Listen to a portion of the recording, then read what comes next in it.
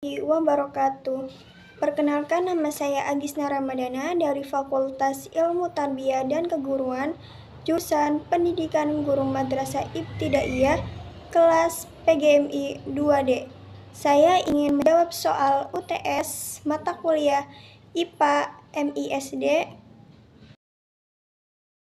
Jawaban yang nomor 1, A. Teori abiogenesis adalah teori yang menyatakan bahwa makhluk hidup dapat muncul secara spontan dari materi tak hidup atau makhluk hidup berasal dari benda tidak hidup. Contohnya, munculnya belatung dari daging busuk atau tikus yang muncul dari tumpukan kain kotor. Teori biogenesis, teori yang menyatakan bahwa makhluk hidup berasal dari makhluk hidup sebelumnya. Artinya, kehidupan hanya dapat muncul dari kehidupan yang sudah ada. Omne vivum ex ovo. Semua yang hidup berasal dari telur. Contohnya, ayam dari telur ayam. Omne ovum ex vivo. Semua telur berasal dari yang hidup. Telur tidak muncul secara tiba-tiba dari materi tak hidup. Telur dihasilkan dari organisme induknya. Nomor 1, B. Eksperimen Louis-Pasteur pada abad ke-19 merupakan titik balik penting yang secara meyakinkan menumbangkan paradigma abiogenesis dan mengukuhkan teori biogenesis. Eksperimen yang terkenal menggunakan labu leher angsa. Kaldu steril. Pasteur merebus kaldu dalam kalbu leher angsa untuk mensterilkannya, membunuh semua mikroorganisme yang ada. Labu terbuka. Leher angsa labu memungkinkan udara masuk tetapi mencegah partikel debu dan mikroorganisme dari udara yang langsung mencapai kaldu karena partikel-partikel tersebut akan tertangkap di lekukan leher angsa. Hasil, kaldu dalam labu leher angsa tetap steril selama berhari-hari bahkan berminggu-minggu meskipun terpapar udara. Ini menunjukkan bahwa mikroorganisme dari udara tidak secara spontan muncul di dalam kaldu. Pembuktian. Ketika leher angsa labu dipatahkan, memungkinkan debu mikroorganisme dari udara masuk ke dalam kaldu. Kaldu tersebut dengan cepat menjadi keruh dan dipenuhi mikroorganisme. Eksperimen ini secara jelas menunjukkan bahwa mikroorganisme yang menyebabkan pembusukan dan pertumbuhan tidak muncul secara spontan dari kaldu, melainkan berasal dari mikroorganisme yang ada di udara. Hasil eksperimen Pasteur memberikan bukti kuat yang mendukung teori biogenesis dan secara luas diterima oleh komunitas ilmiah. 1C.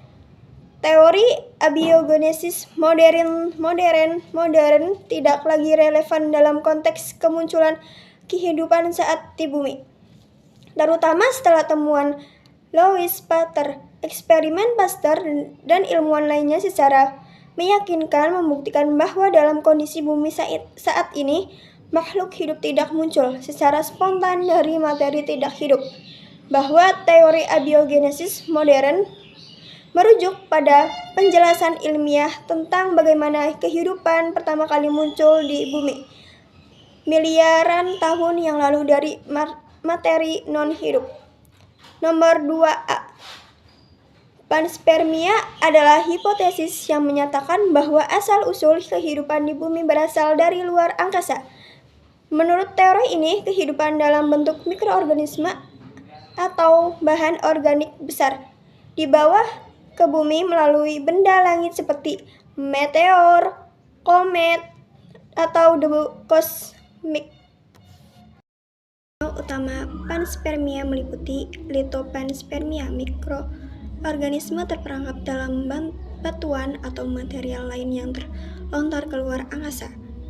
Akibat tumpukan asteroid atau planet, materi ini kemudian melakukan perjalanan antar planet dan akhirnya jatuh ke bumi, membawa kehidupan bersama.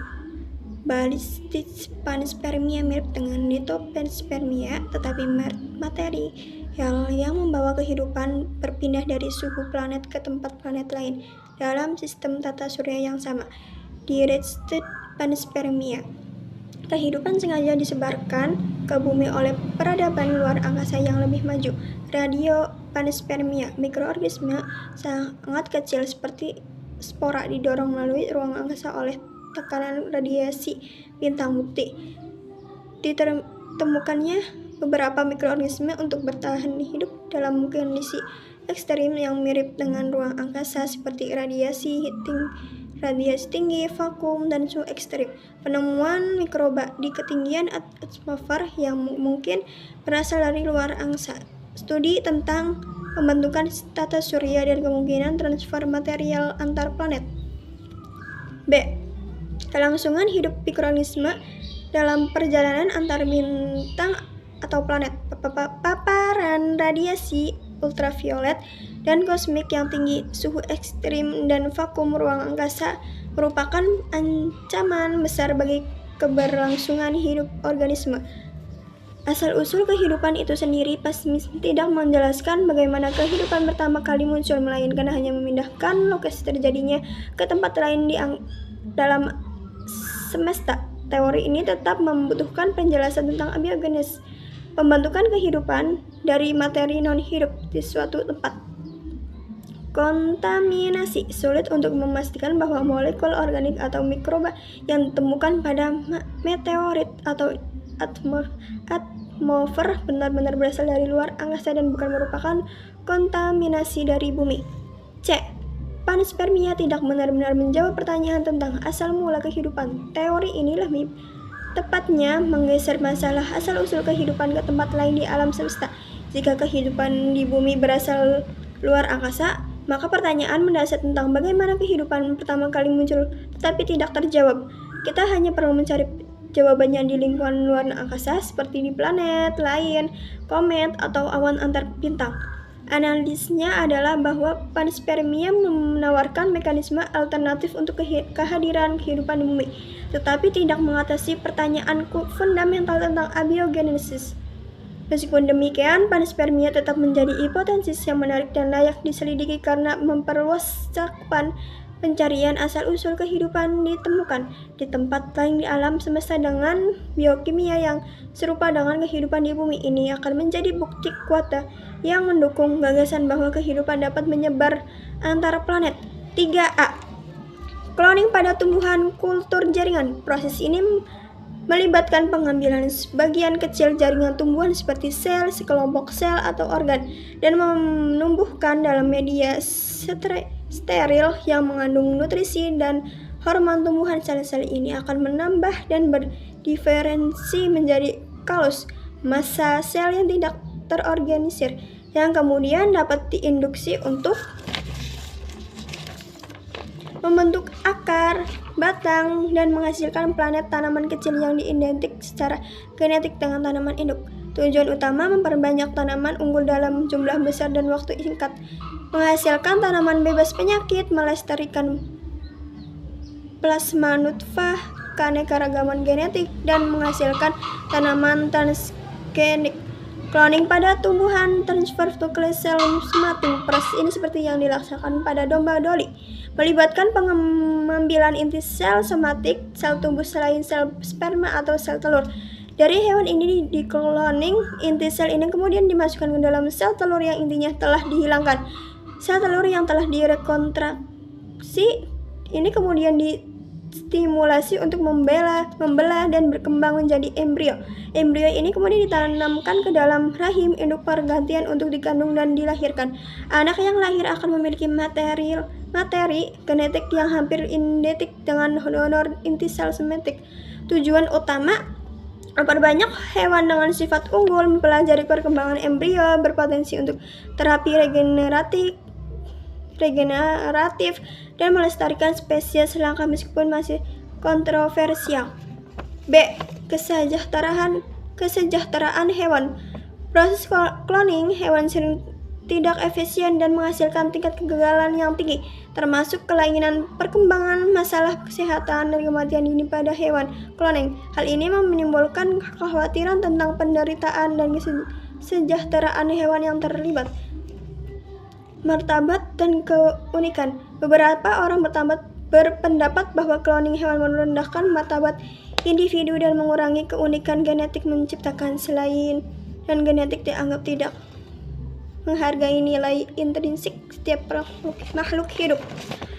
Potensi penyalahgunaan. Ada kekhawatiran tentang potensi penyalahgunaan teknologi cloning hewan seperti menciptakan salinan manusia yang sangat dilarang atau menggunakannya untuk tujuan yang tidak etis lainnya.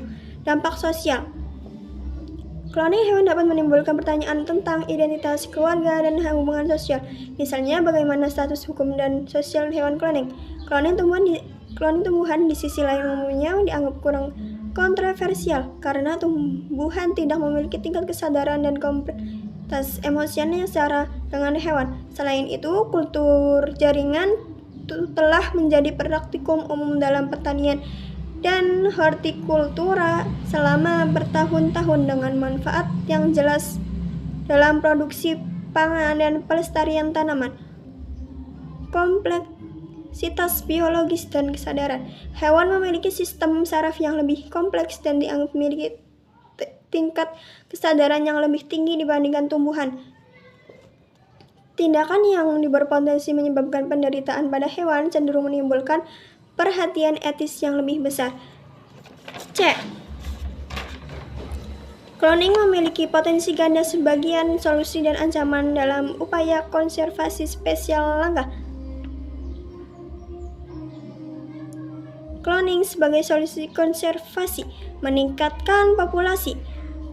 Cloning dapat digunakan untuk menghasilkan individu baru dari spesies yang terancam punah, terutama jika jumlah individu yang tersisa sangat sedikit atau tingkat reproduksi alami rendah, mempertahankan keanekaragaman genetik.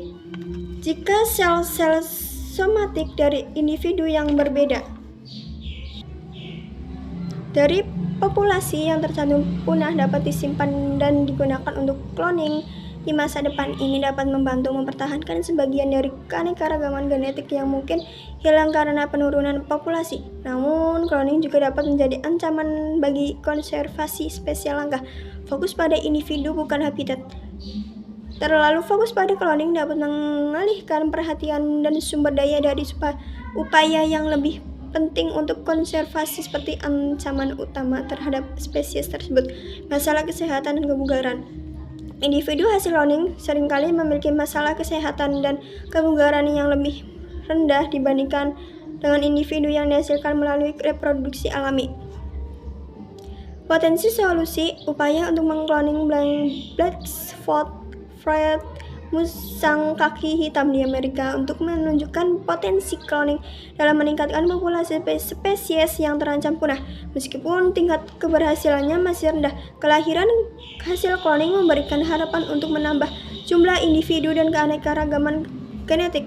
Potensi ancaman. Jika semua upaya konservasi hanya berfokus pada cloning badak putih utara setelah kematian jantan terakhir dan mengabaikan pelindungan habitat dan mengatasi perburuan, maka keberhasilan cloning beberapa individu tidak akan menjamin kelangsungan hidup spesies dalam jangka panjang, terutama jika individu hasil cloning memiliki masalah kesehatan atau tidak mampu beradaptasi dengan lingkungan alam.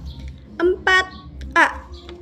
Kesalahan dalam penggunaan satuan dan menyebabkan kegagalan dalam eksperimen fisika karena satuan adalah bagian integral dari nilai suatu besaran. Satuan memberikan makna fisika pada angka dan memastikan konsistensi dalam perhitungan dan interpretasi hasil.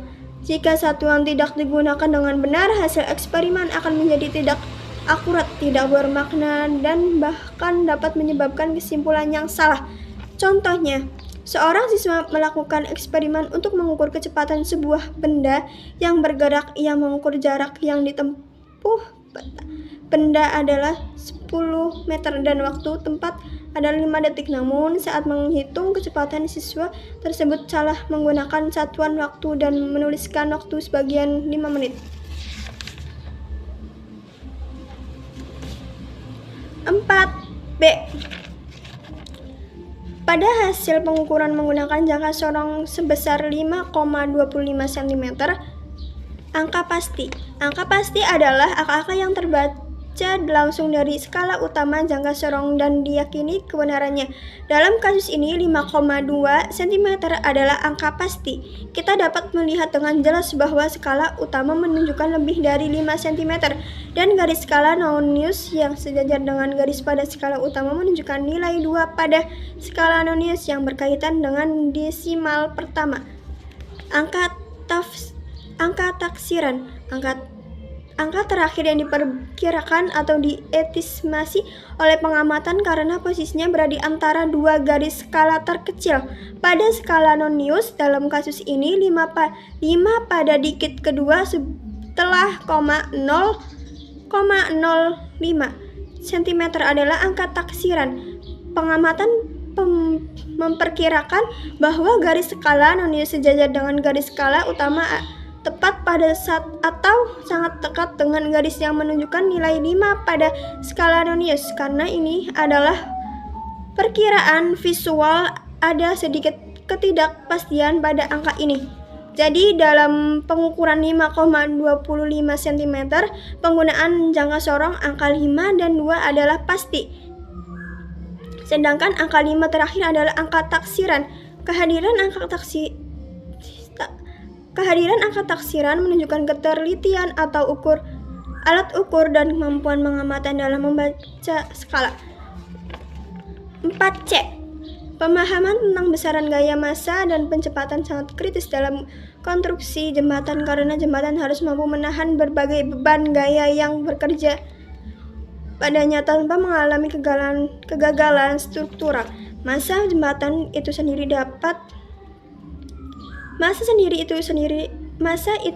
dan massa kendaraan yang melintasinya akan menghasilkan gaya gravitasi. Selain itu, gaya angin, gaya seismik, gempa bumi, dan gaya akibat perubahan suhu juga perlu diperhitungkan. Percepatan terlibat dalam analisis gaya dinamis seperti saat kendaraan bergerak atau terjadi goncangan. Jika analisis besar-besaran ini tidak akurat dapat menyebabkan kegagalan konstruksi strategis. Kesalahan analisis. Perhitungan desain jembatan tidak memperhitungkan dengan benar gaya resonansi yang dapat ditimbulkan oleh angin dengan kecepatan tertentu. Angin yang tertiup secara periodik menghasilkan gaya yang menyebabkan jembatan berayun.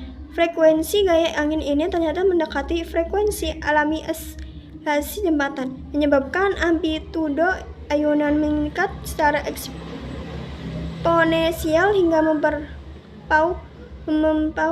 melampaui batas kekuatan material jembatan.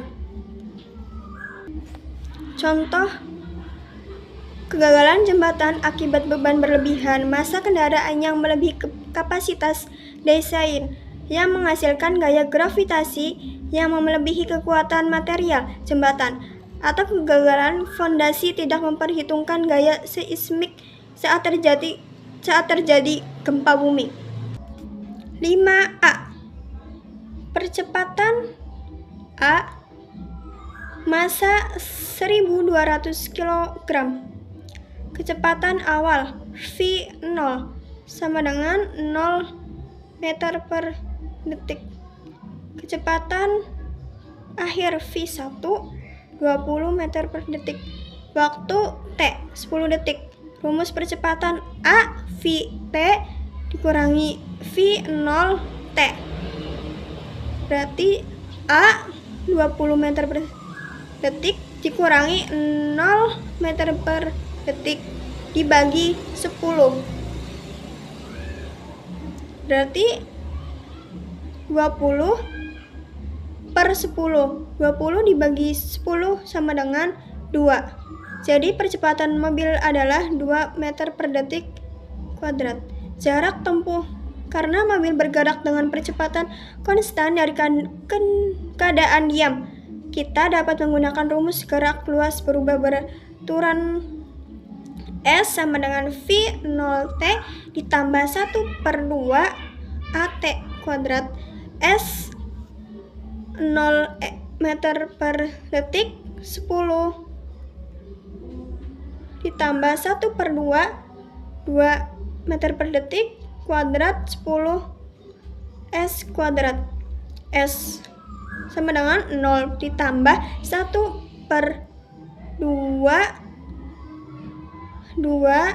100.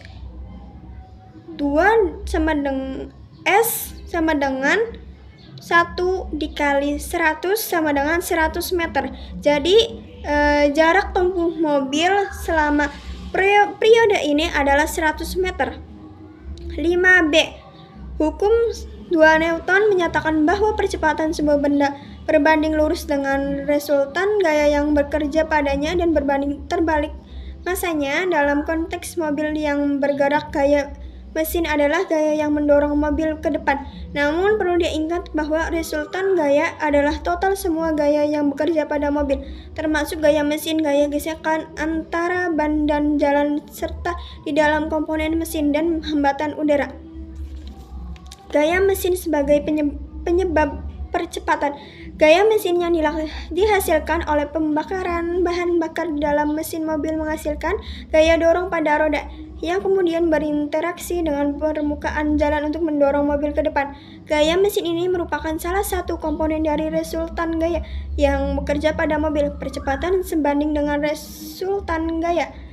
Sesuatu dengan hukum 2 Newton, percepatan mobil berbanding lurus dengan resultan gaya yang bekerja padanya. Ini berarti semakin besar resultan gaya yang bekerja pada mobil dengan massa tetap, semakin besar pula percepatan yang akan dihasilkan.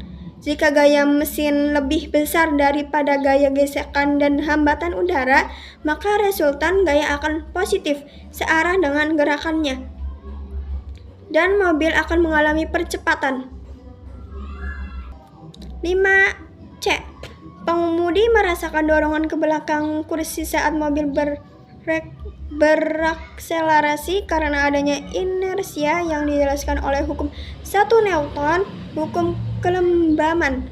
Hukum 1 Newton menyatakan bahwa sebuah benda akan tetap berada dalam keadaan diam atau bergerak lurus beraturan dengan kecepatan konstan kecuali dipaksa oleh gaya luar untuk mengubah keadaan tersebut. Contohnya, bayangkan kita berdiri di dalam bus yang sedang berhenti.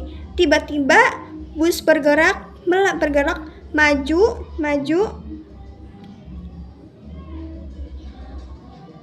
Anda akan merasakan tubuh Anda terdorong ke belakang, memegang tiang atau kursi untuk menahan diri. Ini terjadi karena kaki Anda bergerak maju bersama bus, tetapi bagian atas tubuh cenderung mempertahankan posisinya karena inersia diam. Jadi, sensasi mendorong ke belakang mobil berakselerasi bukanlah gaya yang mendorong pengemudi ke belakang, melainkan manifestasi dari kecenderungan tubuh untuk mempertahankan keadaan diam, inersia, sementara mobil bergerak maju.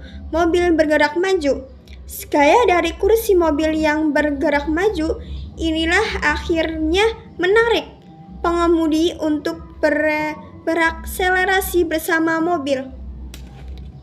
Terima kasih. Wassalamualaikum warahmatullahi wabarakatuh.